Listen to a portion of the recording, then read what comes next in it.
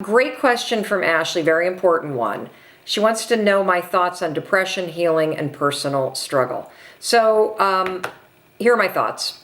First of all, you guys know that I have suffered with anxiety my entire life.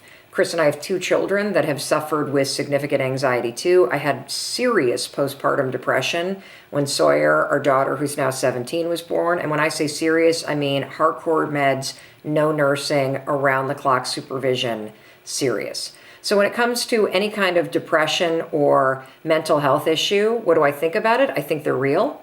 I don't think that we do enough in this country to remove the stigmatism, and I don't think there's anything wrong with having a mental health issue, either with yourself or with somebody that you love.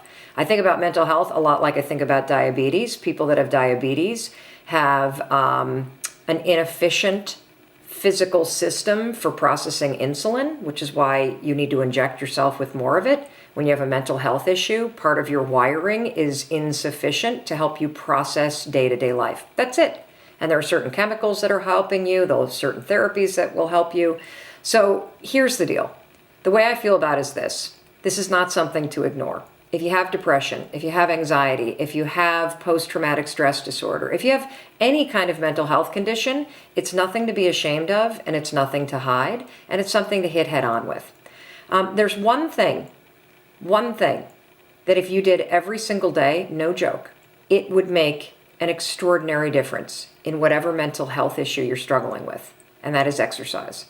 And the reason why I say this is not based on my own personal experience. It's based on the fact that I think it's the American Psychiatric Association. This is coming from Dr. John Rady, a friend of mine who has written a ton of books about not only ADHD, but also the benefits of exercise and what it has on your brain. But he's also a professor at Harvard and a practicing clinician. And this is his area of expertise. And one of the things that they now mandate as a diagnosis for anybody with depression or anxiety, or any mental illness, frankly, is you've got to exercise every day. And the reason you've got to exercise every day is because what we know about human beings is that when you physically move, your physiology changes, and that changes your brain.